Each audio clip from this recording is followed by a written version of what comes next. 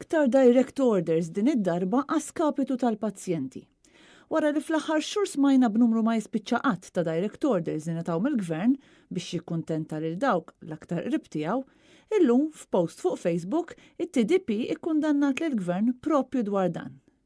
Fil-post, Transport for Disabled Persons jgħidu li ġew marfa li ħafna pazjenti qed jiġu informati ħażin meta qed jingħadilhom li bħala TDP waqfu s-servizz ta' trasport tal-isptar. Il-pazjenti qed jilmentaw li qed idumu jistennew. TDP komplew billi qalu li ilhom sentejn sħaħ jistennew li toħroġ tender għal dan is-servizz. Iżda minflok, id-Dipartiment tas-Saħħa ħareġ direct orders għal ħbieb.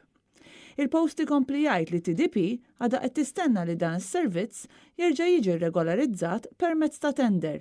Dan sabiex ikun assigurat li l-pazjenti jieħdu servizz tajjeb kif inhu xieraq. Intant wara li nhar il-ġimgħa diversi persuni tkellmu ma' Net News dwar is-sitwazzjoni tal-swine flu f'San Vincenz, il-Gvern ħareġ stqarrija fejn prova jxejjen dak li stqarru propju dawn is-sorsi.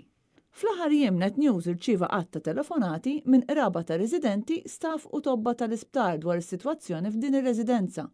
Sitwazzjoni li qed tinkwieta lil dawk li għandhom qraba anzjani, ħafna minnhom fi stat ta' saħħa fraġli. Wara li ħarġet din l-informazzjoni l-Gvern attakka lil Net News u ċaħat li hemm xi tip ta' problema f'San Vincenz. Iżda l-Gazzetta t-Torċa nhar il-Ħadd irrappurtat li t-tobba qegħdin fuq allerta.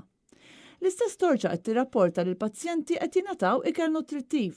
Iżda diversi sorsi qalulna li l-kwalità tal-ikel fl-isptar hija ħażina immens u li minkejja li fid-dera forsi jidher tajjeb l-ikel li qed jingħata kemm lir-residenti kif ukoll lill-istaff huwa ħażin ħafna.